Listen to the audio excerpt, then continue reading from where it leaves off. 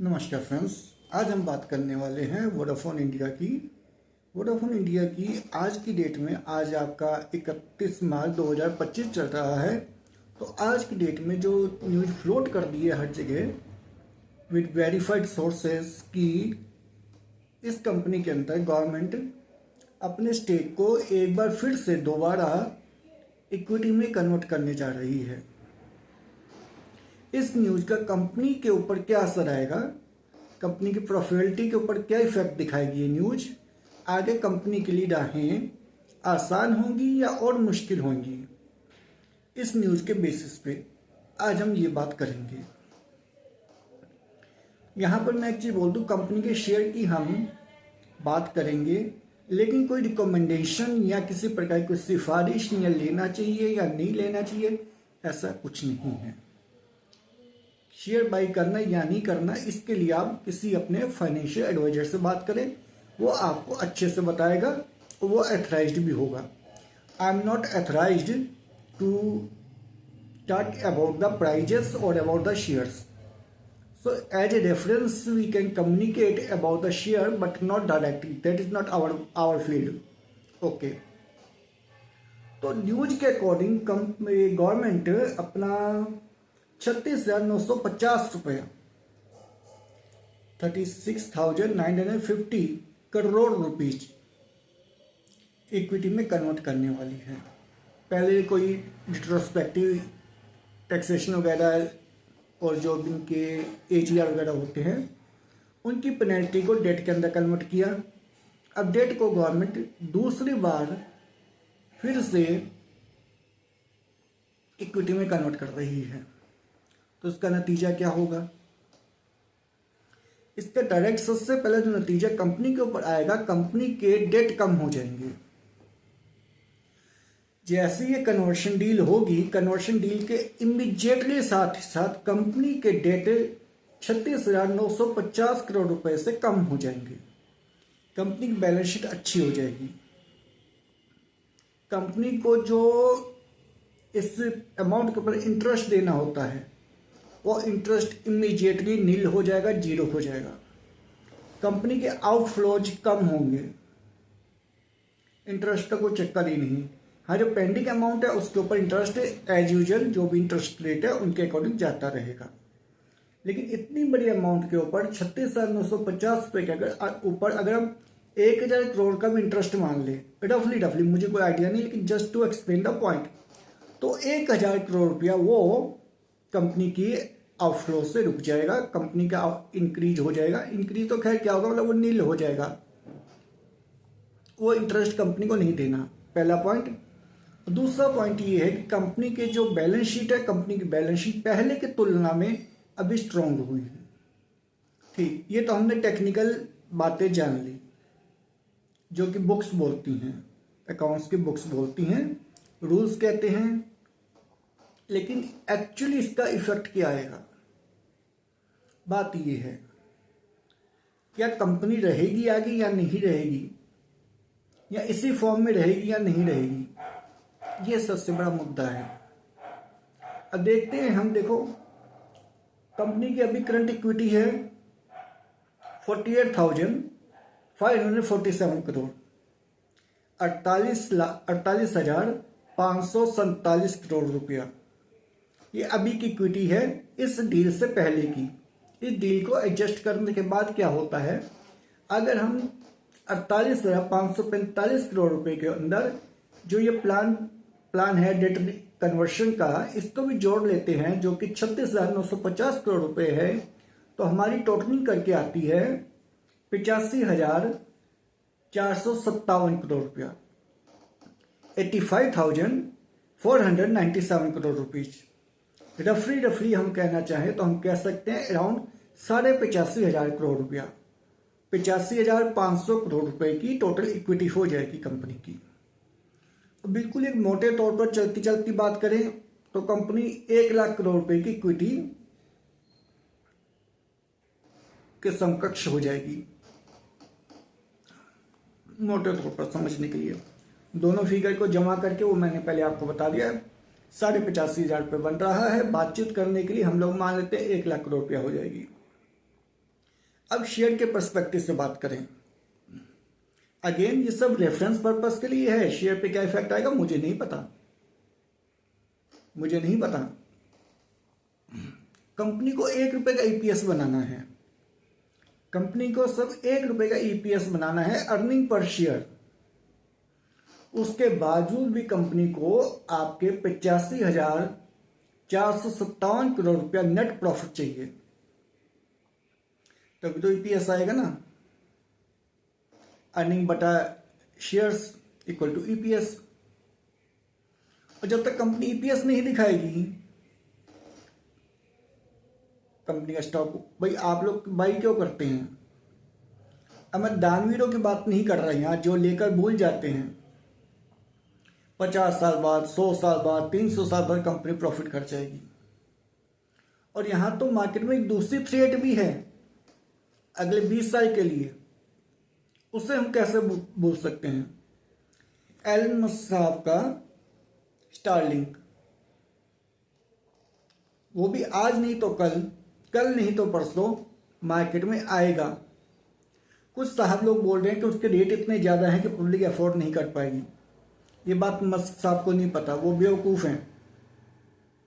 उनको नहीं पता जिस कंट्री में वो जा रहे हैं कि उस कंट्री के लोग उनकी सर्विसेज के पैसे दे सकते हैं या नहीं दे सकते, या वो अपनी सर्विसेज की कॉस्ट को उस लेवल तक ला सकते हैं नहीं ला सकते। बस एक जिद में वो आना चाह रहे हैं क्या? एलन मस्क साहब की कोई जिद है कि मेरे को इंडिया के अंदर आने आना है, सर्विसेज तो मेरे यहाँ के लोग बाई नहीं कर सकते। नहीं, वो आ रहे हैं तो वो कुछ प्लान करके ही आ रहे हैं। अगर यहाँ का एवरेज इंडियन नेट के ऊपर 500 रुपये मंथली खर्च कर सकता है या करता है, मेरे पास डाटा कोई नहीं है, सब एक संभावना के तौर पे ले रहे हैं, तो क्या ये डाटा मस्क साहब के पास नहीं होगा? या वो बैठे थे पीते पीते उनके मन में आई कि चल भाई इंडिया में चलते हैं, इंडिया में आ गए। पीने का मतलब कुछ भी शरबत वगैरह पी रहे होंगे अपना, कुछ भी, या कॉफ़ी वगैरह पीते हुए, कोक पीते हुए, कोई नेगेटिव सेंस में बात को मत लेकर जाएं। लेकिन बात को सोचें आप एक बार। यहाँ मैं आपको सोचने के लिए प्रोवोक कर रहा हूँ, आप सोचें। आप भी किसी जगह जाते हैं कोई बिजनेस करने के लिए और आपको लगता है भैया यहाँ तो मेरा काम हो ही नहीं सकता, यहाँ तो मेरी सर्विस की कोई वैल्यू ही नहीं है। मान लिया आप बहुत बढ़िया कोई गाड़ी बेचते हैं और किसी गांव के अंदर शॉप खोलना चाहते हैं, तो गाड़ियों की दुकान वहां खोलेंगे जहाँ भी रोड भी कच्चे हैं, सब कुछ अभी कोई गांव में तो वो ऐसे ही चलता है, खेती बाड़ी का सारा काम है। वहाँ पर अगर कॉन्क्रीट बिछाकर सत्यानाश कर देंगे तो गांव के काम नहीं हो सकते। हाँ, ये कॉन्क्रीट को मैं सत्यानाश ही बोलता हूँ, इसने बहुत बर्बादी की है कॉन्क्रीट वगैरह ने। डेवलपमेंट अपनी अलग जगह है, लेकिन जो डेवलपमेंट के साइड इफेक्ट्स हैं वो भी हमें एक्सेप्ट करने होंगे। तो ये डेवलपमेंट का एक साइड इफेक्ट है, तो आप वहाँ नहीं अपना काम करेंगे। आप कहेंगे मेरी चीज के कस्टमर कहाँ हैं। अकॉर्डिंगली अगर मस्क साहब इंडिया में एंटर करते हैं तो कैसे कर लेंगे?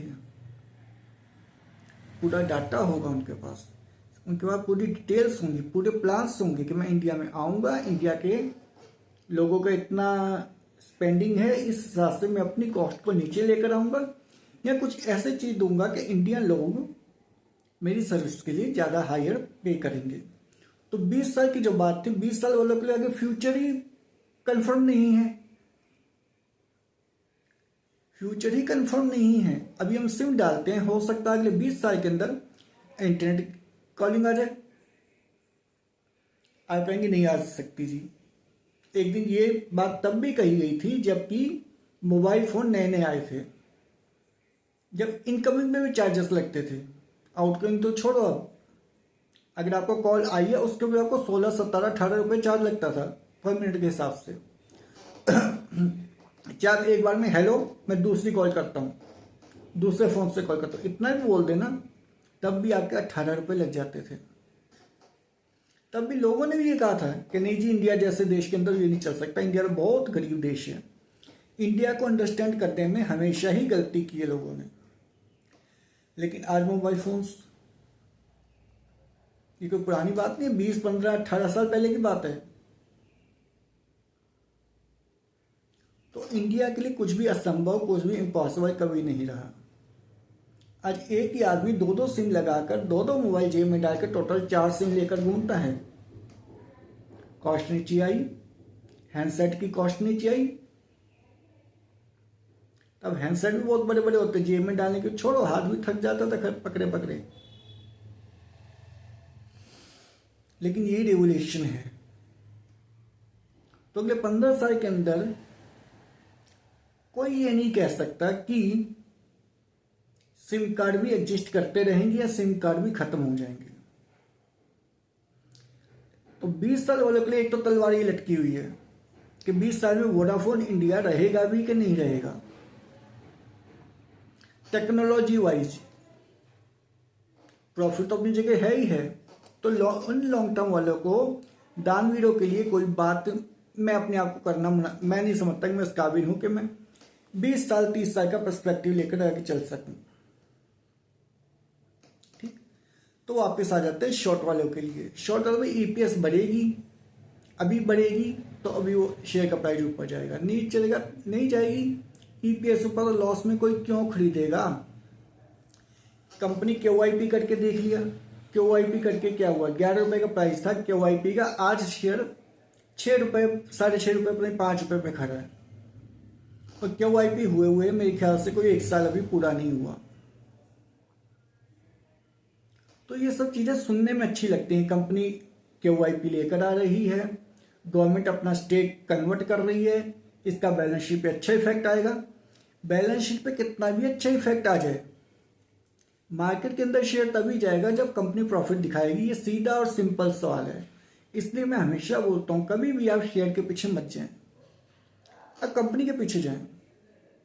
अगर कंपनी आपको प्रॉफिट दे रही है, सॉरी आपको नहीं, कंपनी प्रॉफिट दिखा रही है, तो शेयर अपने आप उसको, क्योंकि शेयर क्या है, share just a share, share just a part of company earning.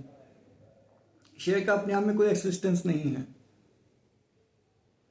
Share इसलिए उसको शेयर बोलते हैं कि company shares it's profits by the way of share. Company में आपका एक शेयर है, तो कंपनी कहां से लेकर आएगी 85,957 करोड़ रुपए का प्रॉफिट, वो भी अगले 2-1 साल में। अगर मैं कंपनी की अभी एग्जिस्टिंग बात करूं, एक सेकेंड, मार्च 2024 के अंदर कंपनी का नेट लॉस है 31,238 रुपए करोड़ रुपए, 31,238 करोड़ रुपीज। ये कंपनी का लॉस ही लॉस है 2024 का। अगर कंपनी यहां से जीरो में भी आ जाए कि कंपनी अपना लॉस बंद कर दिया, तब भी ईपीएस कहां, अर्निंग बटा नंबर ऑफ शेयर्स, जीरो बटा कंपनी की इक्विटी, तब भी जीरो ही रहेगा। और ये असंभव है कि आपका मार्च 2025 आ गया, अभी रिजल्ट देने कंपनी ने, मई के अंदर कंपनी रिजल्ट देगी, तो ये तो भूल जाओ कि अभी कंपनी जीरो दे देगी। मार्च 2026, मार्च 2027 कंपनी तब भी लॉस अपने रिकवर नहीं कर सकती अभी के कंडीशन के हिसाब से। तो ये न्यूज इतनी कूदने वाली न्यूज नहीं है। ये न्यूज है कि हाँ भाई, अगर कोई ऑप्टिमिस्टिक मार्केट में दिखता है, कुछ मार्केट के अंदर गेनिंग दिखती है, इस न्यूज को लेकर कुछ और बेवकूफ मार्केट में आते हैं, तो जो समझदार है वो अपना स्टेक सेल करके निकल जाए। मेरे पास तो खैर इसका कोई स्टेक नहीं है, लेकिन जिनके पास स्टेक हैं वो इजीली निकल सकते हैं। अब निकलना है या नहीं निकलना, ये आपका अपना डिसीजन या आपके फाइनेंशियल एडवाइजर का डिसीजन होना चाहिए। This is what my experience says. और दूसरा पॉइंट, अगर आप लॉन्ग टर्म के लिए देखें तो कंपनी की एक सेकेंड, गवर्नमेंट की टोटल स्टेक कंपनी के अंदर अभी तक की टोटल जितना कंपनी की इक्विटी के अंदर होल्डिंग आ चुकी है, और इस कन्वर्शन के बाद जितनी होल्डिंग आ जाएगी, तो टोटल हम देखें तो कंपनी के अंदर 49% स्टेक गवर्नमेंट का हो जाएगा अभी के लिए। अगर ये डील पूरी होती है तो इस डील के पूरी होने के बाद कंपनी के अंदर इंडियन गवर्नमेंट का स्टेक 49% हो जाएगा। मतलब ऑलमोस्ट ये पीएसयू बन ही जाएगा।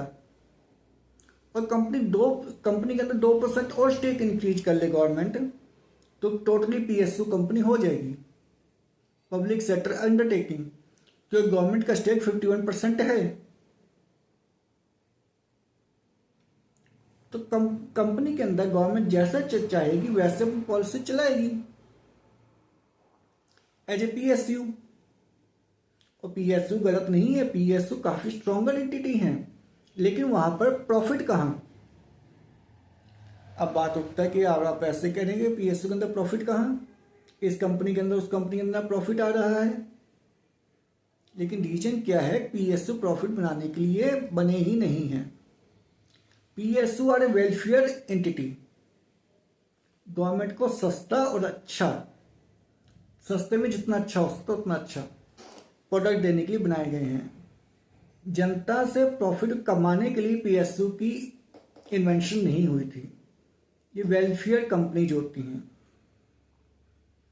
और कंपनी जितना सस्ता देगी कंपनी का प्रॉफिट उतना ही कम होगा, और जितना प्रॉफिट कम होगा कंपनी उतना ही कम ग्रो कर सकती है।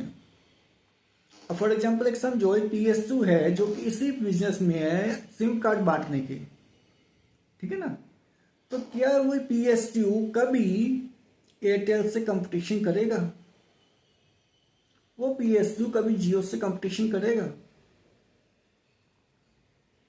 करेगा तो सबको पी जाएगा, क्योंकि गवर्नमेंट का पीछे हाथ है पूरा, है ना। तो ये प्राइवेट कंपनी पीएसयू के आगे टिक ही नहीं पाएंगी। इसलिए पीएसयू क्या करते हैं कि हम लोग जितना चीपेस्ट माल पब्लिक को दे सकते हैं ताकि गरीब पब्लिक के पॉकेट के ऊपर कम से कम इफेक्ट आए, वो करते हैं। एमटीएन क्यों बंद हो गया? क्योंकि एमटीएन के ऊपर एक जिम्मेदारी थी कि अगर कॉम्पिटिटर 5 रुपये पर मिनट कॉल, उस टाइम के हिसाब से बात कर रहा हूँ, 5 मिनट पर कॉल के हिसाब से वसूल कर रहे हैं, तो आप 4.5 रुपये या 4 रुपये के हिसाब से वसूल करें। आप 6 रुपये के हिसाब से वसूल नहीं कर सकते। अब आप कहोगे तो अच्छी बात है, अच्छी बात है, लेकिन ग्रो करने के लिए हमें प्रॉफिट चाहिए। फिर बात वही आ जाती है, जब मार्केट के अंदर बाकी सब कंपटीटर 5 रुपये दे रहे हैं कोई चीज़ और हम पीएसयू 4 रुपये चीज़ देगा, तो पीएसयू प्रॉफिट कहाँ से बनाएगा? और प्रॉफिट नहीं बनाएगा तो कैपेक्स कहाँ से करेगा? क्या सरकारी खजाने से? ये चीज तो पॉसिबल नहीं है कि पीएसयू लॉस देता जाए और गवर्नमेंट अपना खजाना खोल के पीएसयू को ऊपर उठाती रहे, कैपेक्स करती रहे। यहां मैं किसी खास गवर्नमेंट की बात नहीं कर रहा, ऑल ओवर ग्लोब यही बात है। या फिर इकोनॉमी सोशलिस्टिक इकोनॉमी हो, हमारे यहाँ वो भी नहीं है, हमारे यहाँ मिक्स इकोनॉमी है।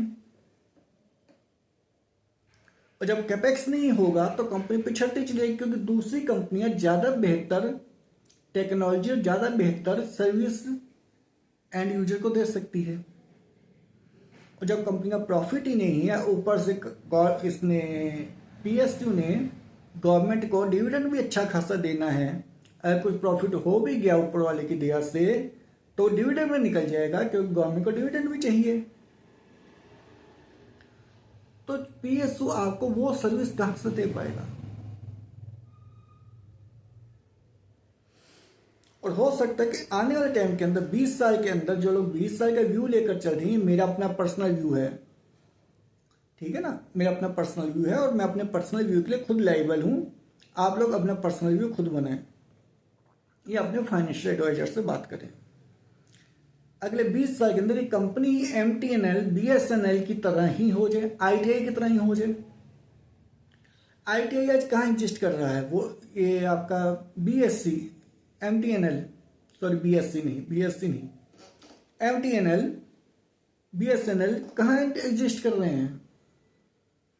ये सब कभी कभी आते हैं कि भाई कोई खास रीजन हुआ जो कि आम इंसान की समझ से बाहर है, एक रैली दे दी, रैली का फिर वहीं आ गए। लेकिन कंपनी के प्रॉफिट्स कहाँ हैं? कंपनी के अकाउंट्स आप देखें एक बार। एमटीएनएल अपनी एसेट्स को सेल कर रहा है। एक टाइम तो इंडिया के अंदर एमटीएनएल की मोनोपोली थी ना। एक डब्बा लगाने के लिए, एमटीएनएल का इंस्ट्रूमेंट लगाने के लिए 8-8 साल की वेटिंग चलती थी, जिसके प्रोडक्ट की डिमांड इतनी थी कि 8-8 साल प्रोडक्ट की वेटिंग की जाती थी।